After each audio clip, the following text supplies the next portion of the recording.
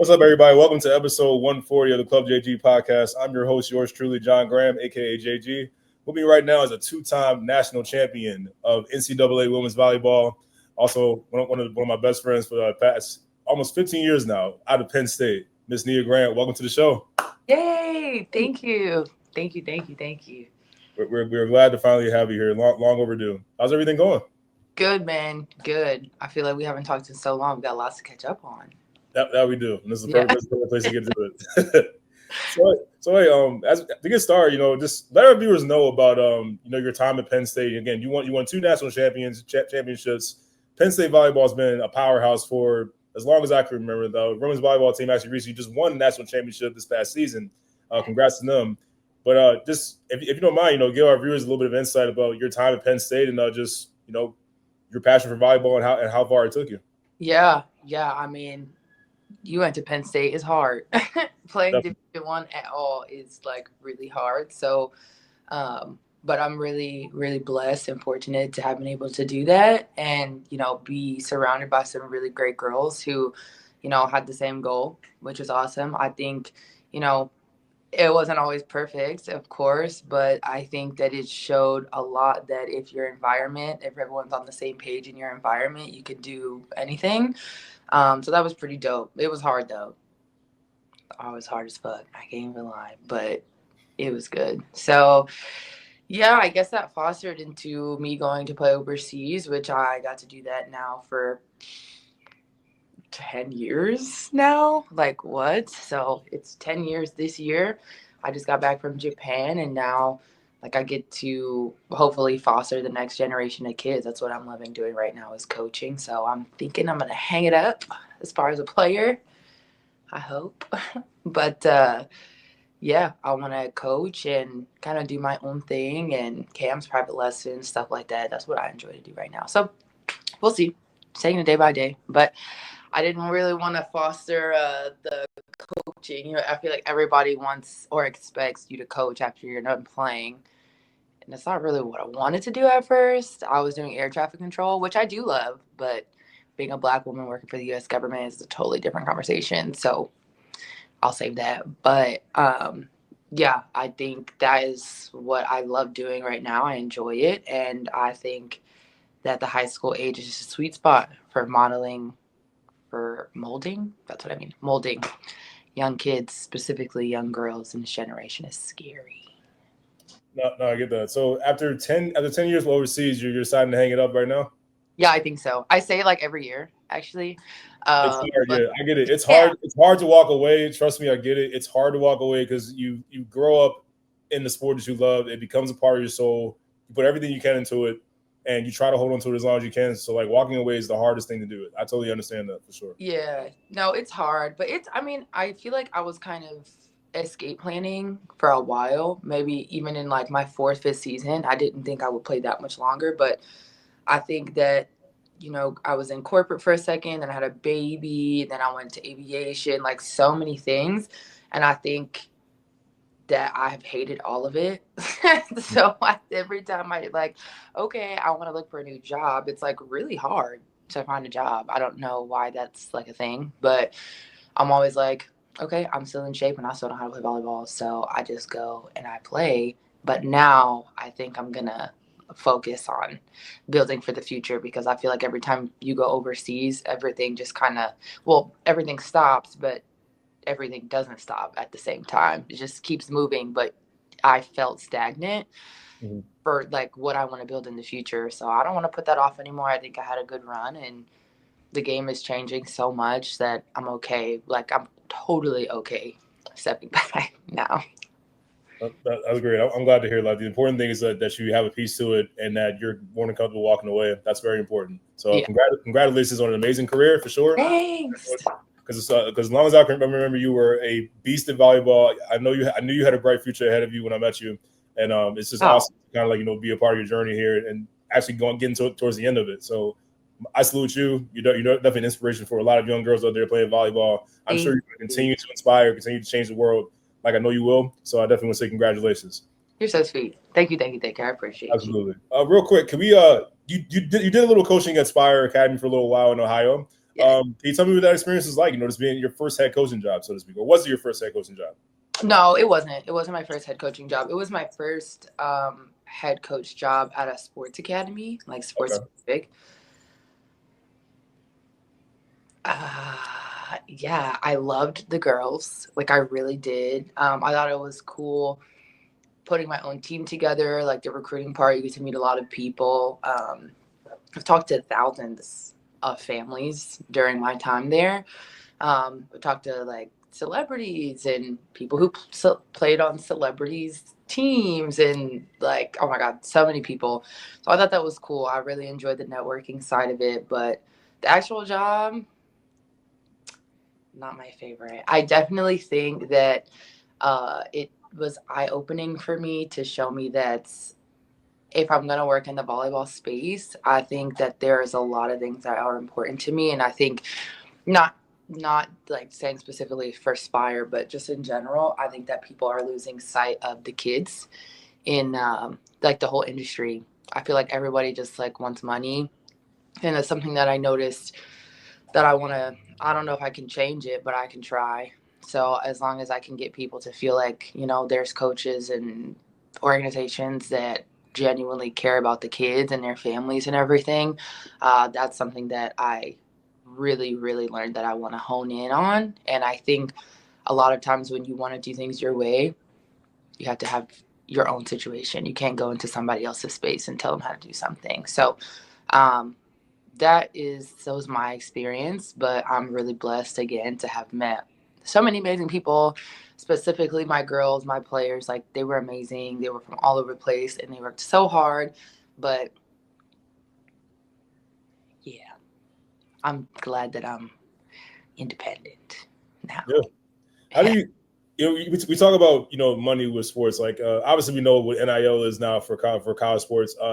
What do you think the future, just from your perspective, like what do you think the future is for college sports with the NIL? Do you see it like possibly trickling down into high school if it hasn't already?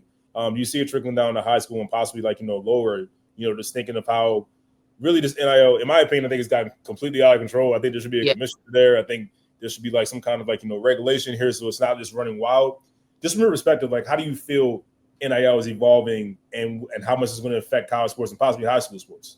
Yeah, to be quite blunt, I think it's like ruining the space of sport. I think that it's making people really selfish, that I'm seeing.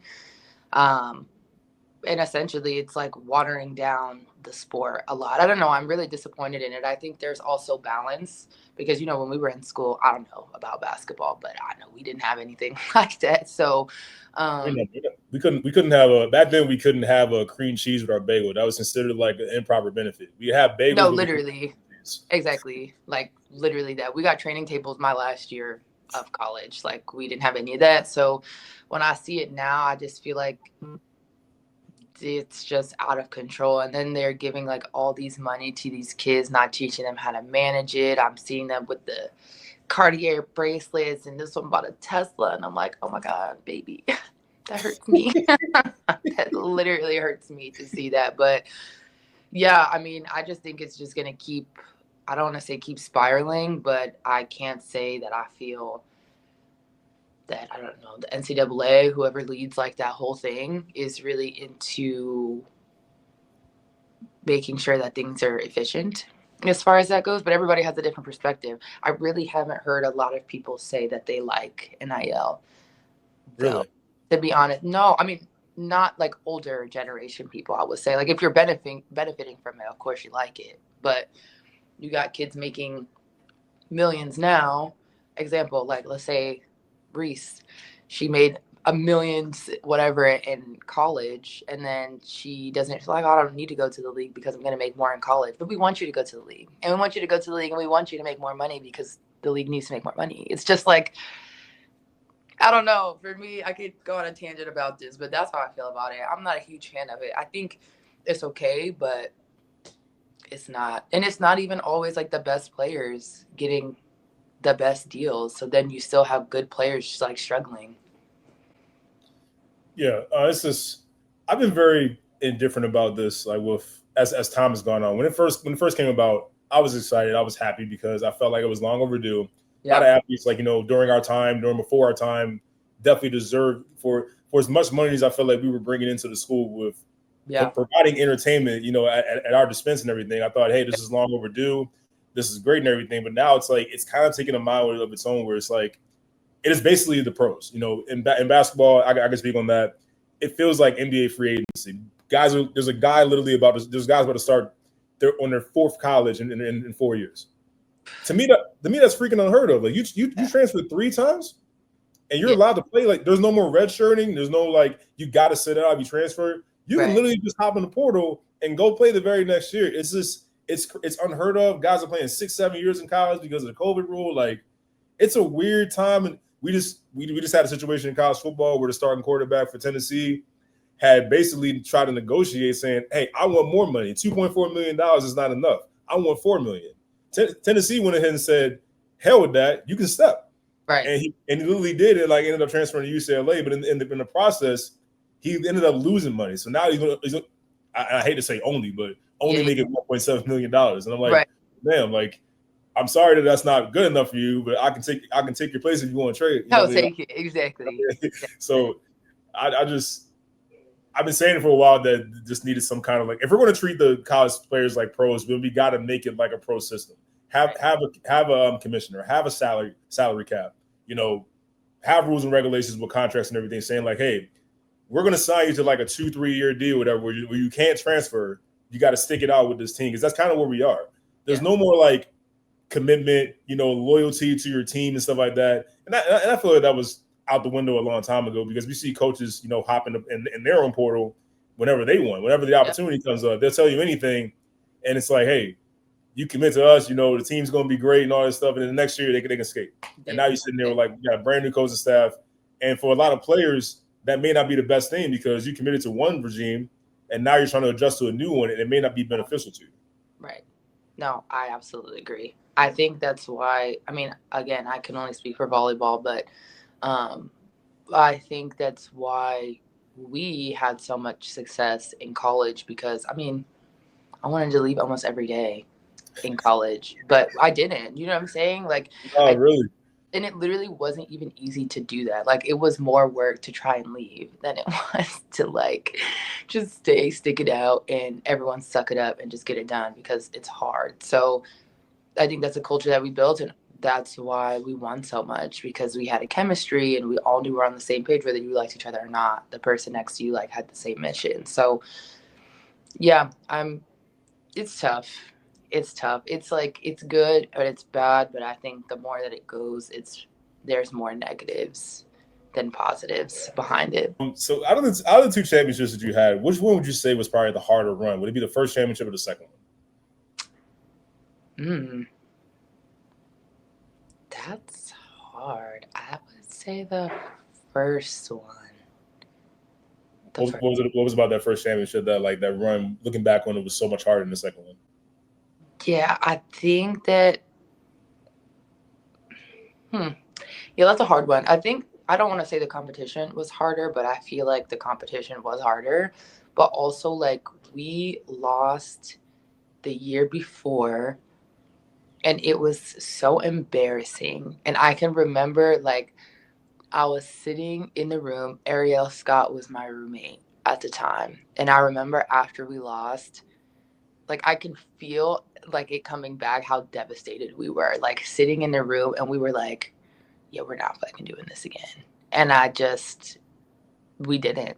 Like, we got back in the gym after spring, and I don't even think I took, like, I think we got Christmas break off, and I don't even think I took Christmas break that year. I was like, nah, we're gonna have to run that back, because it was just so bad.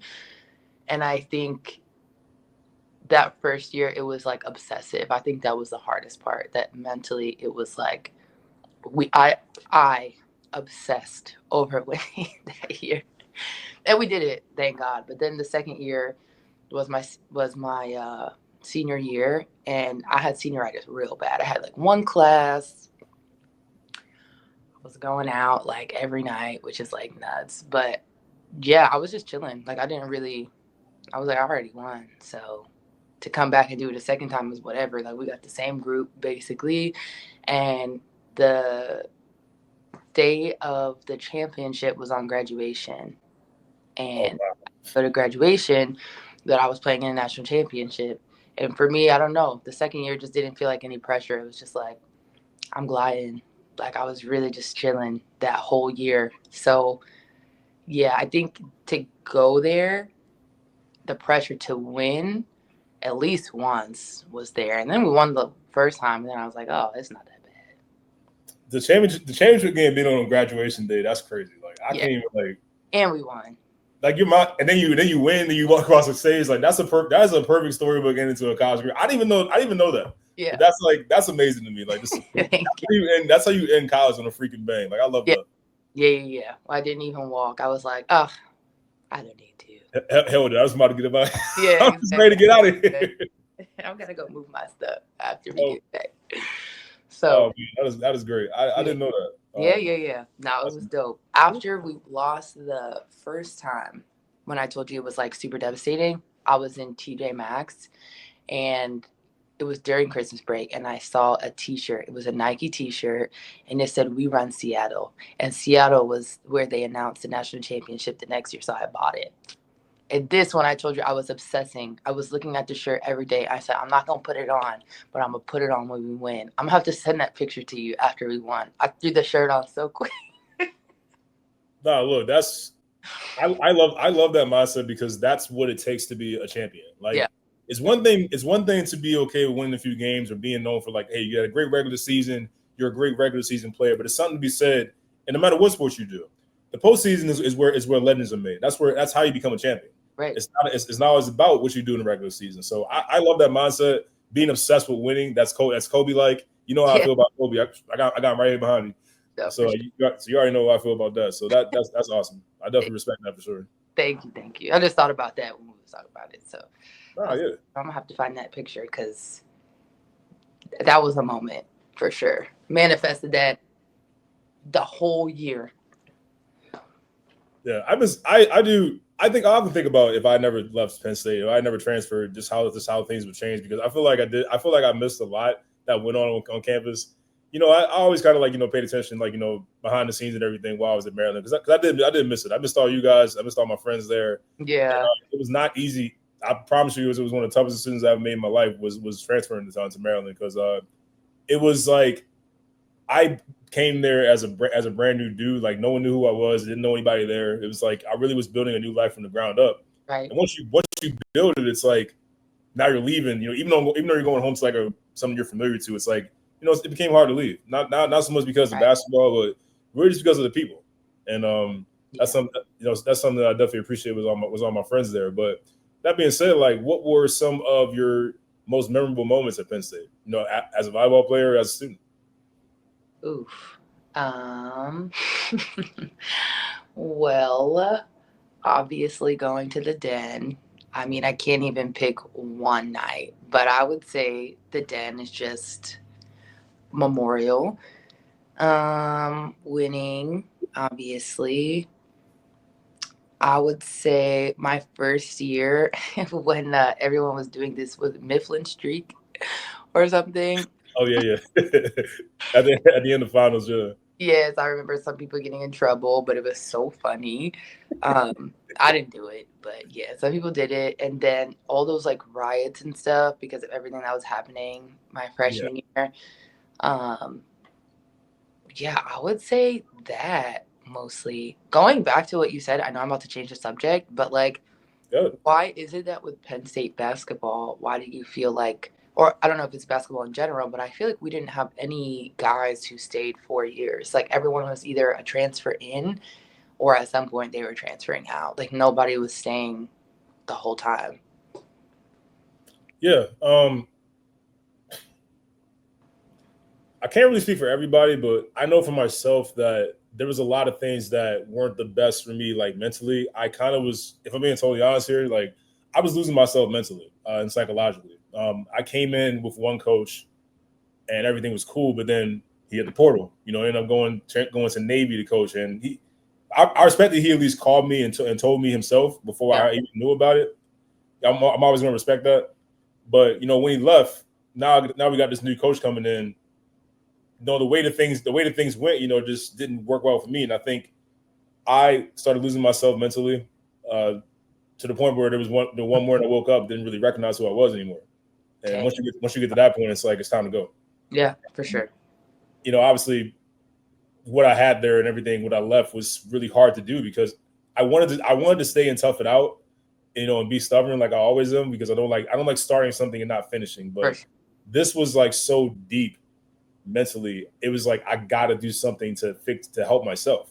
Yeah. And again, I hated leaving. I really did. Like the moment that I realized that it was official that I was going to get released and everything. I remember dropping to the floor in tears. I felt like a 1,000-pound weight that I was trying to like keep up from crushing me. Yeah. Was being lifted, and like I just felt my entire body just get weak, and I started crying and everything. And I was just like, that's how I knew that it was the right call. Yeah. I can't speak for everyone else. I think that culture is a big thing. When you go to a place, you expect certain things. Like you're expecting to compete for time, compete for a starting job, and sometimes it doesn't work out. And you end up needing to leave. Or nowadays, it's like if you're a grad transfer, it's almost guaranteed that you're leaving. So I think it was a lot of things that went on. Sometimes players don't agree with the coaching staff. Sometimes the setup is not what you think it is. So it's a bunch of things. I don't know why specifically with Penn State basketball, it's been hard to like get 4 years because it's a great program. It's a great school. It's a great place like just to grow up there because I'll never forget the first time I saw it. I had no idea that I was going to commit to Penn State. I thought that I had Tulane, Marshall, other schools, and then there was prep school for an option for me. And then ultimately trying to get to Maryland and everything because I was a dream school, so my dad played and all that. So that's why I tried, to get there, But they wanted me to go to prep school. I didn't want to do that. So I was like, I want to go to the school that's ready to take me on now. And when I first came here, it's like you had that awe moment where it's like, this is the right place. Yeah, this is where I should be. And look, I had an amazing 3 years there, like off the court, despite how everything went with basketball, going south and everything. I really did have an amazing 3 years. Like just the people I met, including yourself, and just there's all the fun memories. Definitely the first time actually going to the den. Yeah. Before it was like I didn't get like why people wanted to go to the bars. I was like, I imagine the bar like you see in the movies, like it's like 3 people in there, like boring. Everybody's having a drink or whatever, and it's like y'all just talking. I'm like, I don't want to go there. Like I'm trying to like party and dance it up like at the frat houses. Lo and behold, I get introduced to a whole brand new world. I'm like, oh, this is what they've been talking about. Right. So that was definitely my first point party off campus for sure. That was definitely another point party. Stop, not the point. Because I'm like, yo, this is better. This is better than being on campus. And like when I got to Maryland, we had none of that. It was not this. It was really? No, hell no. Like Maryland had no off campus parties that were popping like that. Because we had DC. Like it was a different city. Okay. Like we had DC in the backyard. We had Baltimore. We wanted to like travel that. But like when we talking about like on campus or a little bit off campus, yeah. Penn State was light years ahead of Maryland. Yeah, I mean, there's also like nothing else to do though, like but turn up low key. Yeah, State College. It's like one big valley with not a whole bunch of shit going on. Exactly. But really, like with Maryland, it's like if you didn't get into the bars, it was like you weren't really going to have that good of a night. If I'm being totally honest. Wow. Yeah. Huh. That's interesting. Now I've never been out. I mean, I've been out there to play once or twice. Yeah. But I never went like just to hang out and see campus or anything like that. But I didn't know all that. That's crazy. Yeah. About this. Like I just thought like guys left because I don't know, maybe their program wasn't that good or. I didn't want to go. Like I wanted to like stay and tough it out with the guys. Because I built a camaraderie with them. Like spend some damn time together. It's like you go to at least like enjoy being around the people. So it's hard to leave those guys. But I knew that just for me personally, it was time to go. Yeah. And I just went back for like Blue White weekend. So I definitely seeing it now. By the way, the campus is just like it's insane. It's crazy. It's a freaking utopia in a resort for these kids. It's so true. Well, you went back. How you ain't say nothing? You were in Japan. So? You were in Japan. Hey, Nia, I really appreciate you coming on. Like, it's always a pleasure talking to you. It's good to catch up and everything. You are one of the greatest that I know. And again, I really appreciate you coming on. You are so sweet. Thanks, John. I'm so glad that we're friends. Me Me too. I'm so glad that you used to come to the Pooplex and do the Dougie at my house parties. Don't tell anyone about the Dougie. I couldn't dance. I couldn't dance with a damn back then. But I'm hitting the Dougie though. Let me tell you. Please, no, that's not true. You was doing a cat daddy, the Dougie. You was Oh really God. awesome. I have video. I'm gonna see if I can find this so you can put clips in here. Please don't find the video. Oh my God. But thanks for having me. I'm proud of you for doing this. This is so cool.